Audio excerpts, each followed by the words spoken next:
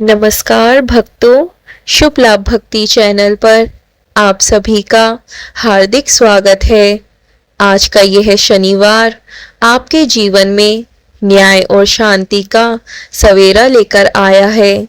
हम अक्सर शनिदेव के प्रकोप से डरते हैं, लेकिन क्या आपने कभी सोचा है कि जिस बालक के पिता स्वयं प्रकाश के पुंज भगवान सूर्य देव हों, उस बालक का वर्ण कोयले जैसा श्याम क्यों है? वह क्या रहस्य था जिसने एक नवजात शिशु को अपने ही पिता का शत्रु बना दिया?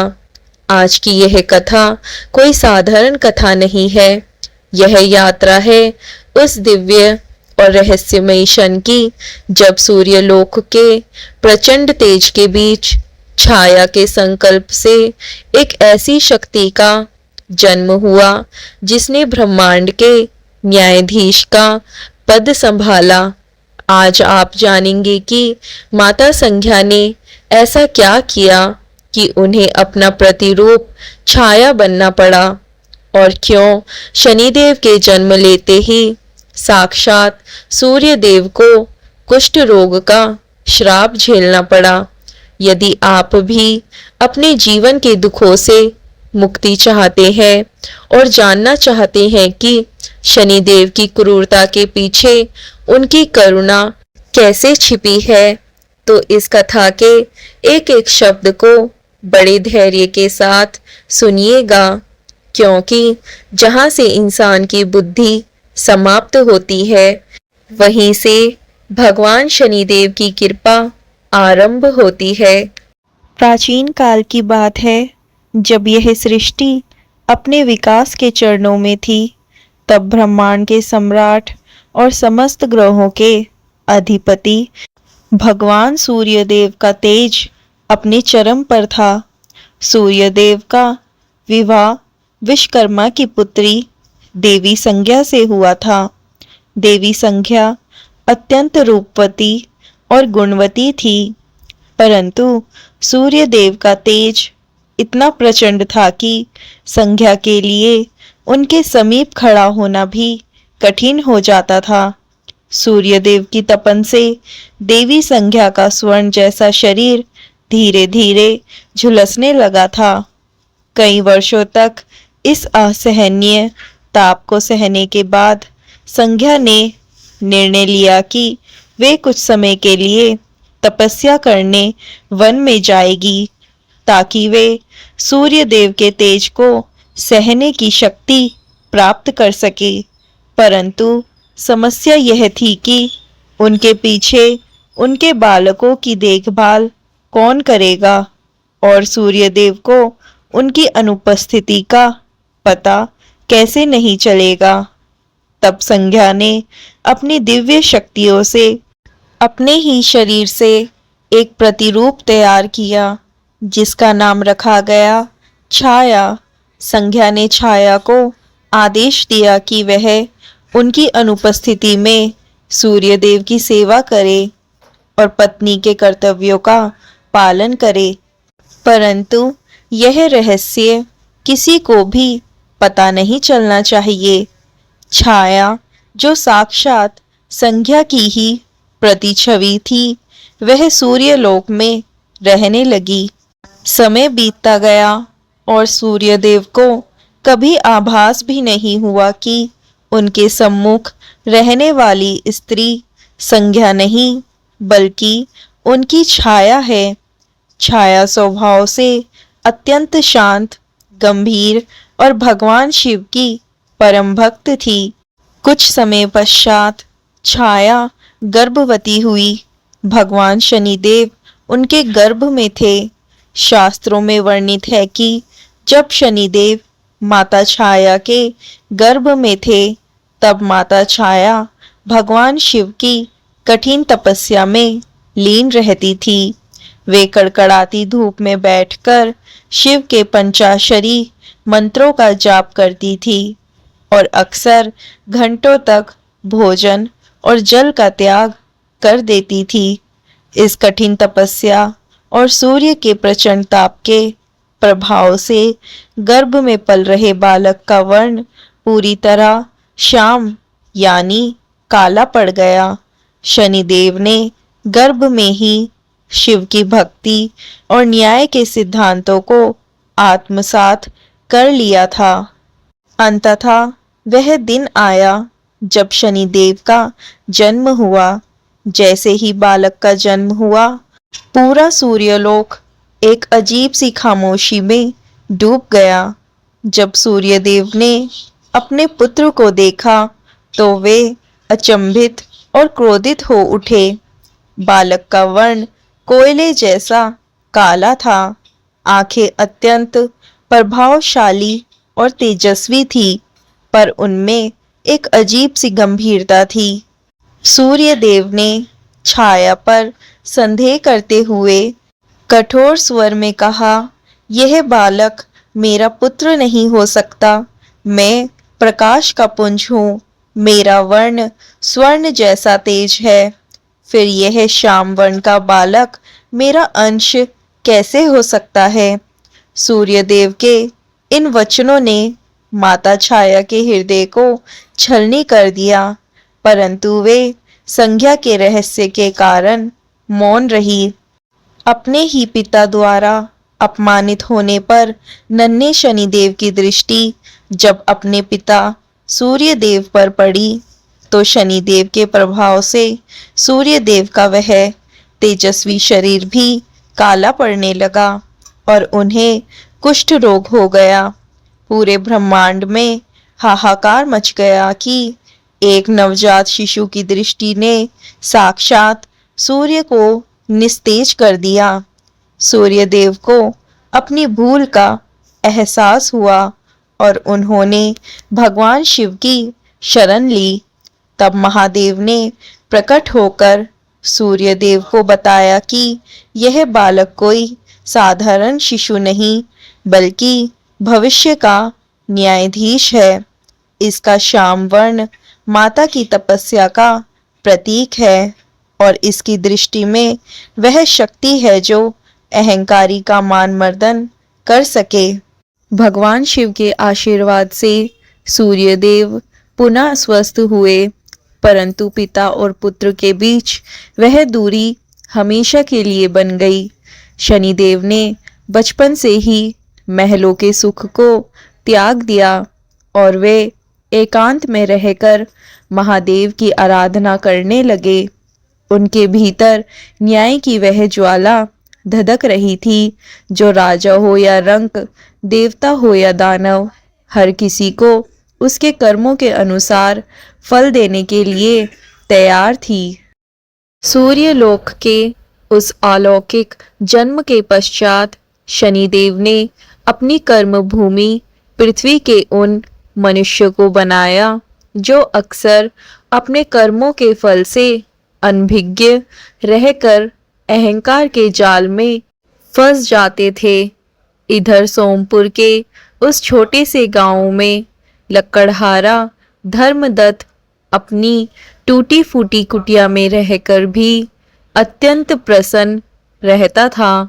उसके पास संसार की कोई सुख सुविधा नहीं थी। फटे हुए वस्त्र थे और 2 वक्त का भोजन भी कभी कभी लकड़ियां ना बिकने पर नसीब नहीं होता था। परंतु उसके हृदय में शनिदेव के प्रति जो अटूट विश्वास था वही उसकी सबसे बड़ी पूंजी थी।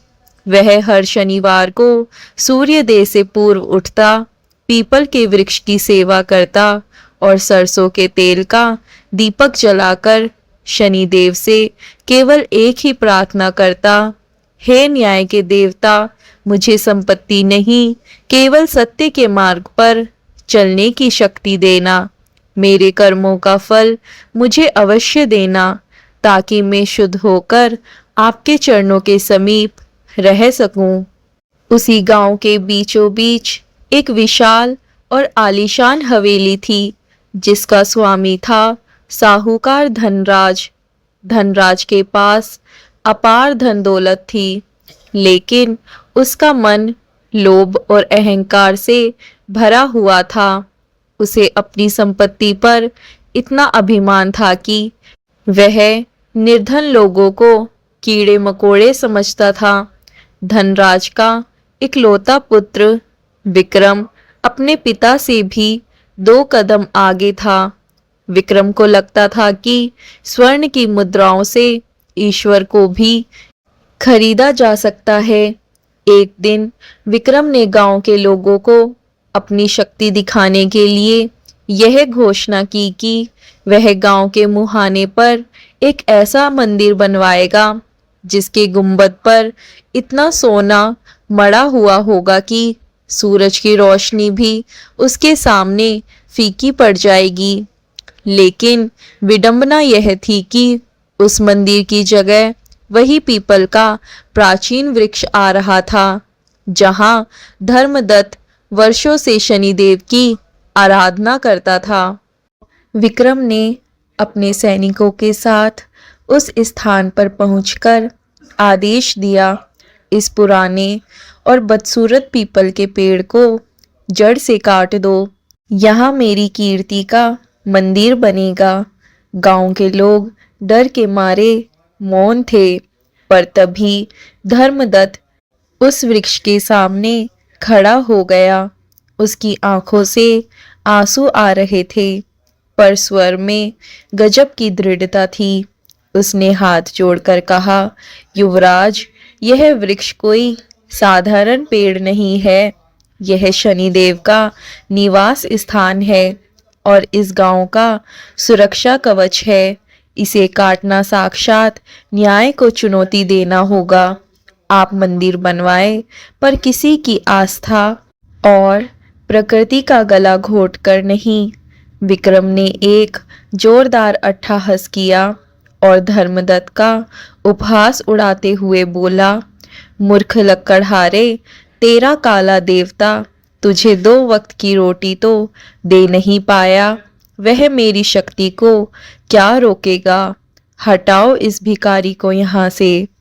सैनिकों ने धर्मदत्त को धक्का देकर जमीन पर गिरा दिया और जैसे ही लक्कड़हारे की कुल्हाड़ी उस पीपल की जड़ पर प्रहार करने के लिए उठी, अचानक दोपहर की चिलचिलाती धूप काली घटाओं में बदल गई। चारों ओर एक ऐसी भयानक गर्जना हुई कि धरती कांपने लगी। गांव के पशुओं ने अजीब ढंग से रोना शुरू कर दिया। विक्रम को लगा कि यह मात्र एक संयोग है, पर तभी वहां एक अत्यंत प्रभावशाली और तेजस्वी व्यक्तित्व प्रकट हुआ। वह एक सन्यासी के वेश में थे, जिनका वर्ण गहरा श्याम था और उनकी आंखों में ऐसी चमक थी कि कोई भी उनसे आंख मिलाने का साहस नहीं कर पा रहा था। वह सन्यासी कोई और नहीं, स्वयं शनिदेव थे, जो एक साधारण मनुष्य का रूप धरकर अपने भक्त की रक्षा और अहंकारी की परीक्षा लेने आए थे। सन्यासी ने आगे बढ़कर विक्रम का हाथ थाम लिया और अत्यंत शांत पर गंभीर स्वर में कहा, युवराज, जो जड़ काटता है उसकी अपनी जड़ें भी एक दिन उखड़ जाती है। यह मंदिर भक्ति के लिए नहीं, बल्कि तुम्हारे अहंकार की तुष्टि के लिए बन रहा है। शनिदेव को सोने के महल नहीं, शुद्ध आचरण चाहिए। विचार कर लो, क्योंकि न्याय की चक्की जब चलती है तो वह बहुत बारीक पीसती है। विक्रम ने क्रोध में उस सन्यासी को भी भला बुरा कह दिया और आदेश दिया कि सन्यासी और लक्कड़हारे दोनों को बंदी बना लिया जाए। लेकिन जैसे ही सैनिक आगे बढ़े, सन्यासी वहां से अदृश्य हो गए। उस दिन पीपल का वृक्ष तो नहीं कटा, लेकिन विक्रम ने धर्मदत्त की कुटिया में आग लगवा दी और उसे गांव से निर्वासित कर दिया। अपमानित और बेघर होकर धर्मदत्त घने जंगल की ओर चल पड़ा। वह अंदर से दुखी था, पर उसके मन में शनिदेव के प्रति कोई क्रोध नहीं था। वह बार बार यही कह रहा था, प्रभु, यह आपके न्याय का ही कोई हिस्सा होगा। मुझे आपका यह न्याय स्वीकार है। जंगल में भूख प्यास से व्याकुल धर्मदत्त जब एक शिला पर विश्राम करने बैठा तो उसे वही श्याम वर्ण के सन्यासी पुनः दिखाई दिए। इस बार उनके हाथ में एक लोहे का पात्र था जिसमें कुछ जल था। सन्यासी ने उसे जल पिलाया और कहा, धर्मदत्त, धैर्य ही मनुष्य की सबसे बड़ी तपस्या है। साहूकार का पुत्र अपनी साढ़े साथी के चक्र में प्रवेश कर चुका है। कल शनिवार है और कल से ही उसके विनाश का आरंभ होगा। तुम बस साक्षी बनकर देखते रहो कि कैसे स्वर्ण की चमक धूल में मिलती है। जंगल की उस निर्जन शांति में सन्यासी के वेश में स्वयं शनिदेव जब धर्मदत्त को धैर्य का उपदेश दिया तो लक्कड़हारे के मन का सारा संताप मिट गया। सन्यासी ने चलते चलते धर्मदत्त से कहा, धर्मदत्त, कल शनिवार है, तुम इसी शिला के नीचे खुदाई करना। तुम्हें तुम्हारे पिछले जन्मों के सत्कर्मों का संचित फल प्राप्त होगा। परंतु याद रखना, धन आने पर भी अपनी सरलता को मत त्यागना। इतना कहकर सन्यासी घने वन के अंधकार में विलीन हो गए। उधर गांव में साहूकार धनराज और उसका पुत्र विक्रम अपनी जीत का जश्न मना रहे थे। उन्हें लग रहा था कि उन्होंने एक तुच्छ लक्कड़हारे और एक साधारण सन्यासी को हराकर अपनी श्रेष्ठता सिद्ध कर दी है। विक्रम ने उसी रात अपने मित्रों के साथ मदिरा और वैभव का प्रदर्शन किया और बार बार शनिदेव के अस्तित्व का उपहास उड़ाया। वह भूल गया था कि शनिदेव की दृष्टि जब पड़ती है तो वह सबसे पहले मनुष्य के विवेक को ही हर लेती है। शनिवार की भोर हुई। आकाश में सूर्य अभी उदय भी नहीं हुआ था कि साहूकार धनराज की हवेली में चीख पुकार मच गई। साहूकार ने जैसे ही अपनी उस गुप्त तिजोरी को खोला जिसमें उसने अनैतिक रूप से कमाया हुआ स्वर्ण और बेशकीमती हीरे रखे थे, उसके होश उड़ गए। वह स्वर्ण जिसे उसने अपनी 7 पीढ़ियों का आधार समझा था, वह अब काले और खुरदुरे पत्थरों के ढेर में बदल चुका था। हीरे और मोती साधारण कंकड़ बन चुके थे। धनराज बदहवास होकर चिल्लाने लगा, यह क्या अनर्थ है? मेरा सोना कहाँ गया? किसने जादू कर दिया? तभी उसका पुत्र विक्रम अपने कक्ष से भागता हुआ आया। उसकी स्थिति और भी भयानक थी। जिस मखमली बिस्तर पर वह सोया था वहां से हजारों बिच्छू निकलने लगे थे।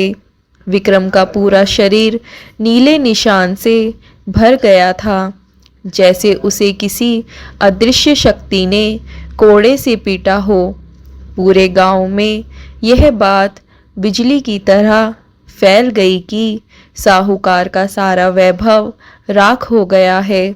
गांव के लोग जो पहले धनराज के डर से मौन थे, अब कानाफूसी करने लगे कि यह निश्चित रूप से उस पीपल के वृक्ष को अपमानित करने और धर्मदत्त को सताने का फल है। लेकिन अहंकार अभी भी पूरी तरह मरा नहीं था। विक्रम ने क्रोध में आकर कहा, यह सब उस तांत्रिक सन्यासी का काम है। मैं उसे ढूंढकर मृत्यु दंड दूंगा। उसने अपने घोड़े पर सवार होकर जंगल की ओर रुख किया। लेकिन न्याय के देवता की माया देखिए, जिस रास्ते से वह रोज निकलता था, आज वही रास्ता उसे किसी भूल भुलैया जैसा लगने लगा। वह जंगल में भटक गया। प्यास के मारे उसका कंठ सूखने लगा और जिस घोड़े पर उसे गर्व था, वह घोड़ा भी अचानक एक ठोकर खाकर गिर पड़ा और उसने वहीं दम तोड़ दिया। अब वह अहंकारी राजकुमार धूल और कीचड़ में सना हुआ पैदल भटकने को मजबूर था। उसी समय जंगल के दूसरी ओर धर्मदत्त ने सन्यासी की आज्ञा मानकर उस शिला के नीचे खुदाई शुरू की। जैसे ही उसने कुछ मिट्टी हटाई, उसे एक लोहे का पुराना कलश मिला। उसे लगा कि इसमें शायद कुछ पुराने बर्तन होंगे, पर जैसे ही उसने ढक्कन हटाया, उसकी आंखें फटी की फटी रह गई। वह कलश बेशकीमती काली मुद्राओं और नीलम के रत्नों से भरा हुआ था। धर्मदत्त घुटनों के बल बैठ गया और हाथ जोड़कर बोला, हे प्रभु, मुझे इस अपार धन की आवश्यकता नहीं है। मैं तो अपनी सूखी लकड़ियों में ही खुश हूँ। यदि यह आपका प्रसाद है तो इसे दीन दुखियों की सेवा में ही लगाऊंगा। तभी वह सन्यासी पुनः प्रकट हुए। उन्होंने मुस्कुराते हुए कहा, धर्मदत्त, यह धन तुम्हारी ईमानदारी का प्रतिफल है। इसे ले जाओ और गांव में एक ऐसा स्थान बनाओ जहां कोई भूखा न रहे। और देखो, तुम्हारे सामने कौन आ रहा है।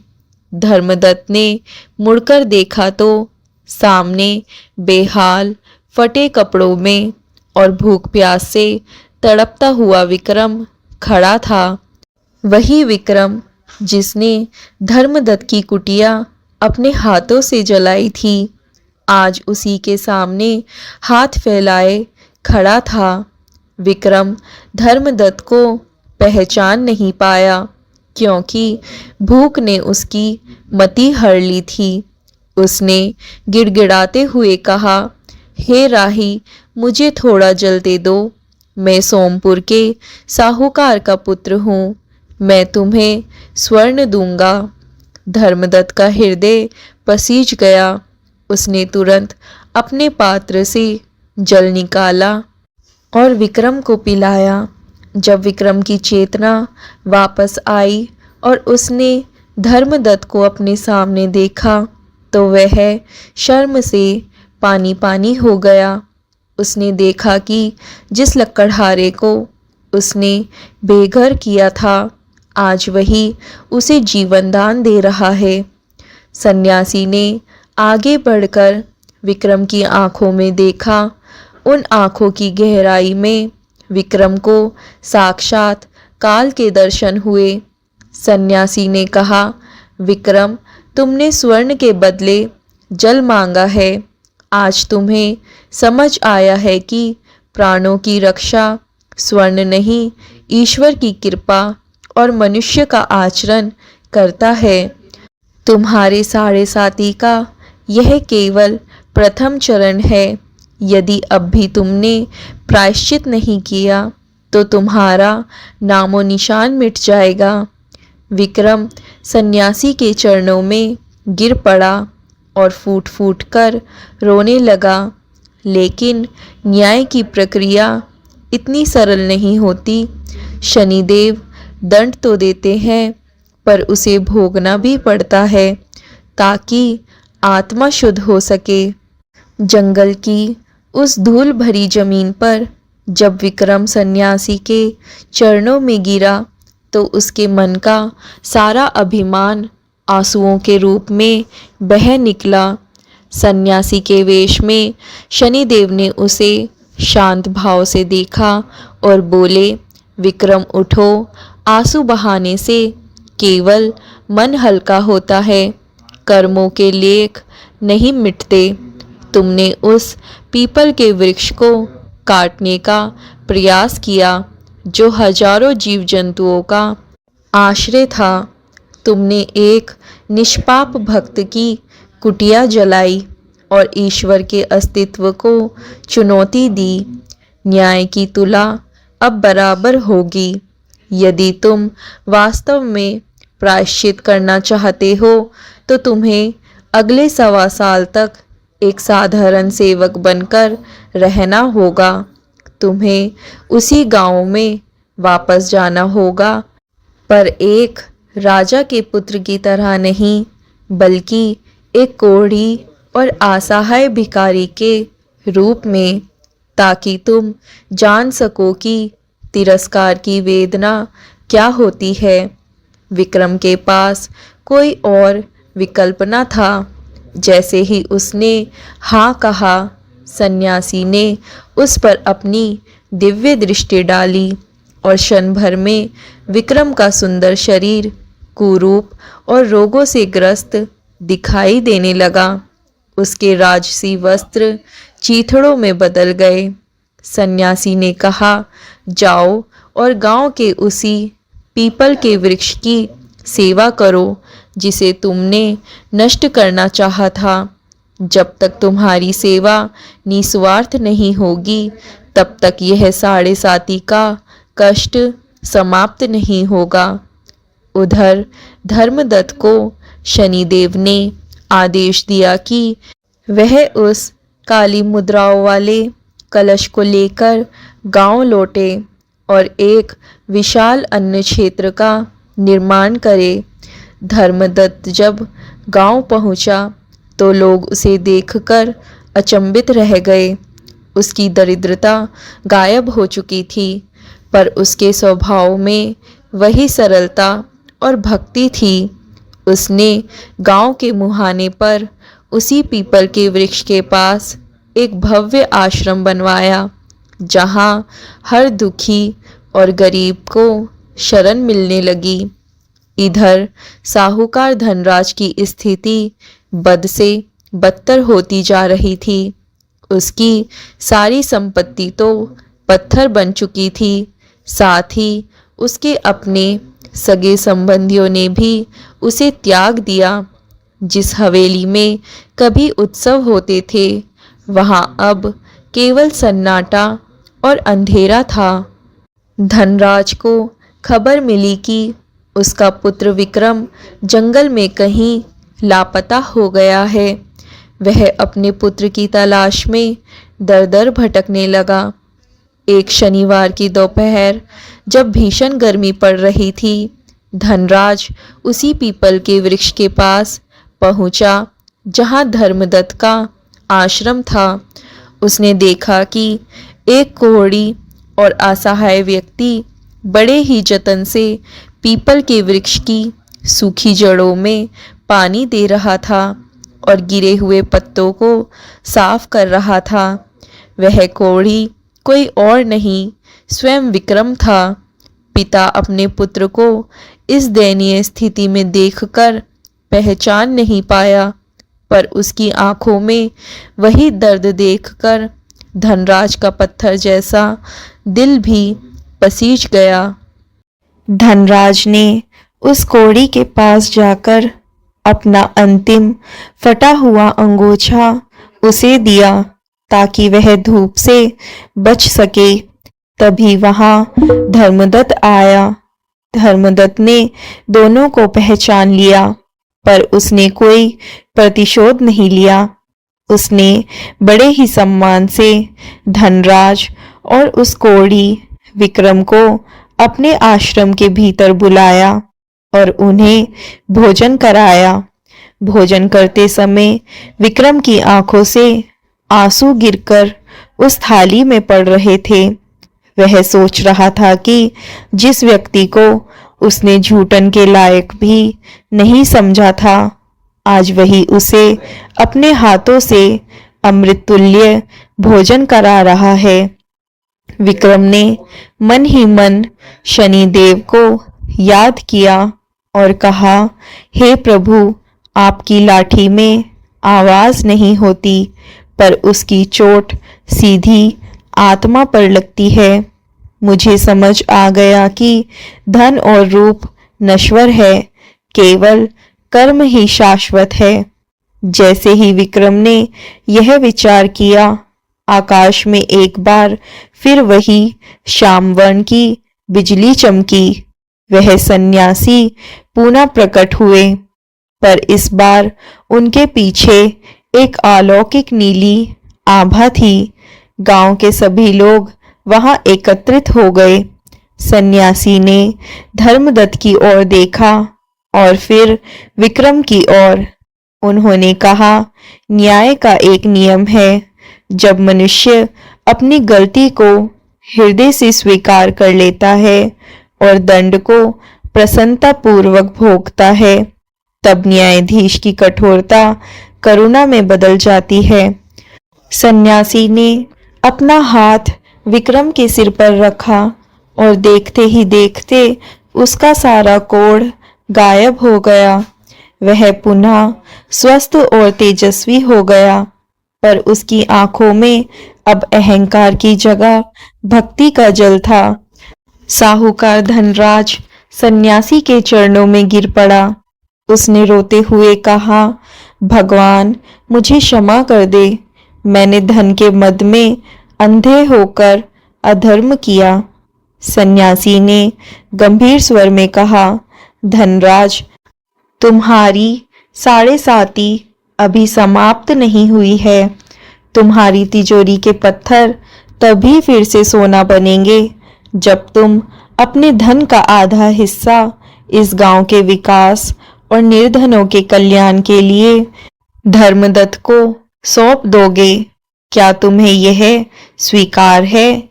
धनराज ने बिना सोचे तुरंत अपनी सहमति दे दी, लेकिन तभी एक और बड़ी बाधा सामने आई। भक्तों, जैसा कि कहा जाता है, जहां प्रकाश होता है वहां अंधकार भी अपना स्थान खोजने का प्रयास करता है। गांव का मुख्य पुरोहित, जिसका नाम लोलुप था, वह वर्षों से साहूकार के धन पर अपनी रोटियां सेकता आया था। उसे डर लगा कि यदि साहूकार ने अपना आधा धन धर्मदत्त और निर्धनों को दे दिया तो उसकी विलासिता समाप्त हो जाएगी। पुरोहित लोलुप ने बीच सभा में चिल्लाकर कहा, ठहरो गांव वालों, तुम इस बहकावे में मत आओ। यह सन्यासी कोई देवता नहीं, बल्कि एक मायावी तांत्रिक है, जो जादू टोने से हमें भ्रमित कर रहा है। पत्थर कभी सोना नहीं बन सकते और ना ही कोई देवता इस धरती पर आते हैं। पुरोहित ने अपनी जटाएं झटकते हुए सन्यासी की ओर उंगली उठाई और अहंकार में भरकर कहा, यदि तुम वास्तव में शनिदेव हो तो मुझे अपनी शक्ति का प्रमाण दो। मैं शास्त्रों का ज्ञाता हूं, मैं इन अंधविश्वासों को नहीं मानता। अगर तुमने सच में चमत्कार किया है तो अभी इसी वक्त आकाश से लोहे की वर्षा करवाओ, तभी मैं मानूंगा कि तुम कर्मफल के दाता हो। धर्मदत्त ने हाथ जोड़कर पुरोहित को समझाने का प्रयास किया। महाराज, साक्षात प्रभु के न्याय को मत ललकारिए। वे दयालु है इसलिए शांत है, पर उनके क्रोध को सहने की शक्ति इस ब्रह्मांड में किसी के पास नहीं है। लेकिन पुरोहित नहीं माना। उसने सन्यासी के पैरों के पास थूक दिया और उपहास उड़ाने लगा। उसी क्षण सन्यासी के मुखमंडल पर छाई हुई शांति लुप्त हो गई। उनकी आंखें अंगारे की तरह लाल हो गई और उनका शरीर धीरे धीरे विशाल होने लगा। देखते ही देखते सन्यासी का सौम्य रूप एक विकराल और भयावह रूप में बदलने लगा। आकाश में दोपहर के समय ही पूर्ण सूर्य ग्रहण जैसा अंधेरा छा गया। पूरा गांव थर-थर कांपने लगा। सन्यासी के स्थान पर अब स्वयं शनिदेव अपने वास्तविक स्वरूप में खड़े थे। हाथ में धनुष बाण और त्रिशूल, गिद्ध पर सवार, और उनके मस्तक पर लगा नीलम का तिलक पूरे ब्रह्मांड को प्रकाशित कर रहा था। शनिदेव की गर्जना हुई, हे मूर्ख मानव, तूने शास्त्रों को पढ़ा पर उन्हें जिया नहीं। तूने धर्म के नाम पर केवल अपना पेट भरा है। तू प्रमाण मांगता है, देख मेरा प्रमाण। तभी अचानक बिना बादल के बिजली कड़कने लगी और आसमान से पानी की बूंदों की जगह दहकते हुए लोहे के गोले बरसने लगे। गांव के लोग अपनी जान बचाने के लिए इधर-उधर भागने लगे। पर भक्तों, चमत्कार देखिए, वह आग के गोले धर्मदत्त के आश्रम और उस पीपल के वृक्ष को छू भी नहीं पा रहे थे। पुरोहित लोलुप जहां खड़ा था, उसके चारों ओर जमीन फटने लगी। उसे अपनी आंखों के सामने अपने जीवन के वे सारे पाप दिखाई देने लगे जो उसने गुप्त रूप से किए थे। उसे महसूस हुआ कि उसके गले में कोई लोहे की गर्म जंजीर कसती जा रही है। शनिदेव ने कड़क कर कहा, लोलुप, तूने न्याय के मार्ग में बाधा डाली है। अब तू उस दंड का भागी बनेगा जो केवल विश्वासघातियों के लिए सुरक्षित है। आज से तेरी वाणी छीन ली जाती है और तू उसी दरिद्रता में जिएगा जिसका तू उपहास उड़ाता था। देखते ही देखते पुरोहित की आवाज बंद हो गई और उसके वैभवशाली वस्त्र जलकर राख हो गए। वह पागलों की तरह गांव की गलियों में दौड़ने लगा। इधर साहूकार धनराज और विक्रम ने यह विकराल रूप देखकर शनिदेव के चरणों में दंडवत प्रणाम किया। शनिदेव का क्रोध तब शांत हुआ जब धर्मदत्त ने उनके चरणों को अपने आंसुओं से धोया और प्रार्थना की, प्रभु शांत हो जाइए, अज्ञानी को दंड मिल चुका है, अब इस सृष्टि पर करुणा कीजिए प्रभु। धर्मदत्त की प्रार्थना सुनकर शनिदेव पुनः सन्यासी के रूप में आए, पर अब उनके चारों ओर एक दिव्य शीतलता थी। उन्होंने पीपल के वृक्ष की ओर अपना हाथ किया और अचानक उस सूखे वृक्ष से वीणा की मधुर ध्वनि निकलने लगी।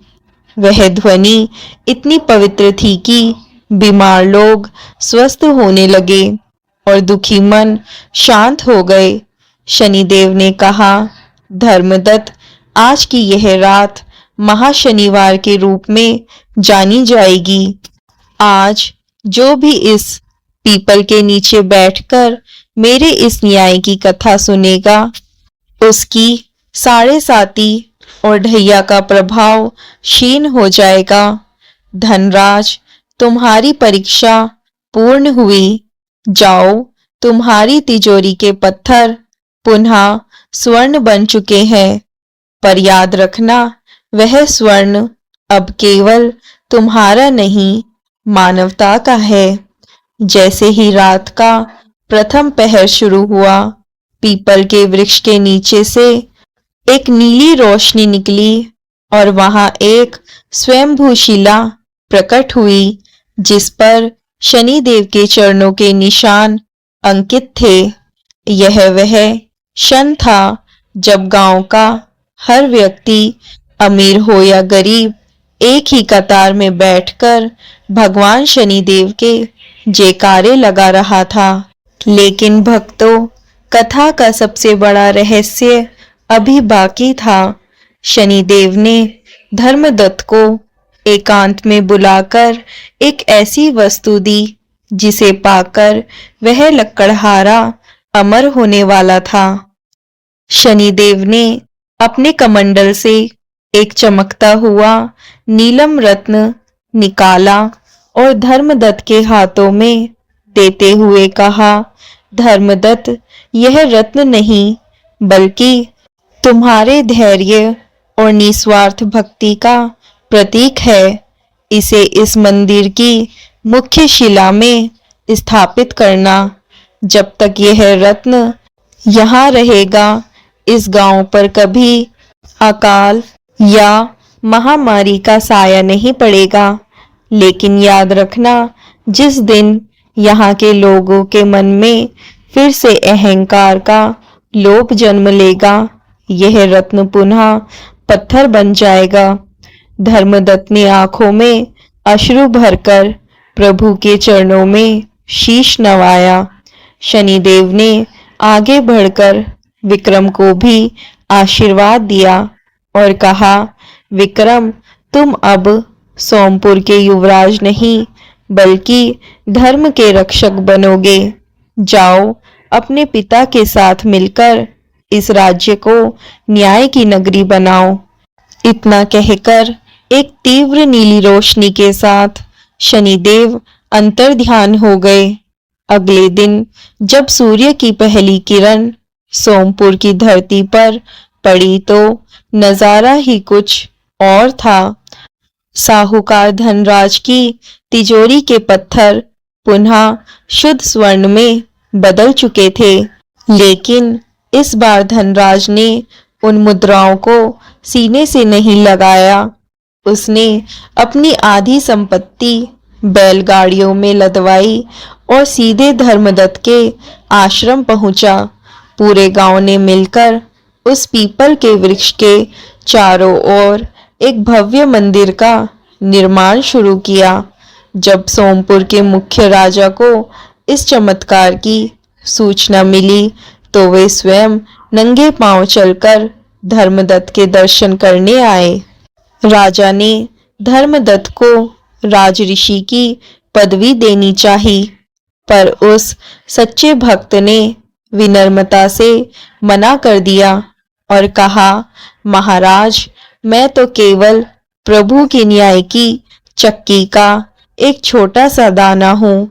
यदि सम्मान देना है तो उन निर्धनों को दीजिए जिनकी सेवा से शनिदेव प्रसन्न होते हैं। तो मेरे प्रिय भक्तों, भगवान शनिदेव की यह दिव्य और मंगलकारी गाथा यही विश्राम लेती है। लेकिन याद रखिएगा, यह केवल एक कथा का अंत है।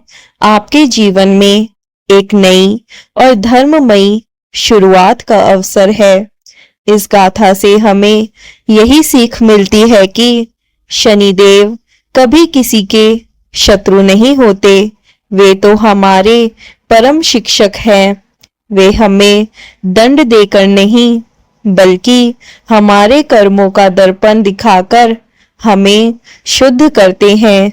यदि आपके जीवन में भी संघर्ष के बादल छाए हैं, यदि आपको लगता है कि आप अकेले पड़ गए हैं, तो इस कथा के पात्र धर्मदत्त की तरह बस अपने विश्वास की लौ को जलाए रखिएगा। याद रखिए, जिसकी रक्षा स्वयं न्याय के अधिपति शनिदेव कर रहे हों, उसका काल भी कुछ नहीं बिगाड़ सकता। आज के इस पावन शनिवार पर आइए हम सब मिलकर संकल्प ले कि हम किसी निर्बल को कभी नहीं सताएंगे, सत्य का मार्ग नहीं छोड़ेंगे और अपने भीतर के अहंकार को शनिदेव के चरणों में समर्पित कर देंगे। प्रिय भक्तों, यदि इस कथा ने आपके हृदय को छुआ हो तो हमारे इस छोटे से आध्यात्मिक परिवार शुभ लाभ भक्ति का हिस्सा जरूर बने। भगवान शनिदेव की कृपा आप पर और आपके परिवार पर सदा बनी रहे। इसी कामना के साथ मैं आपसे विदा लेती हूँ। जल्द ही मिलेंगे एक नई और प्रेरणादायक दिव्य कथा के साथ। तब तक के लिए जय शनिदेव। धन्यवाद।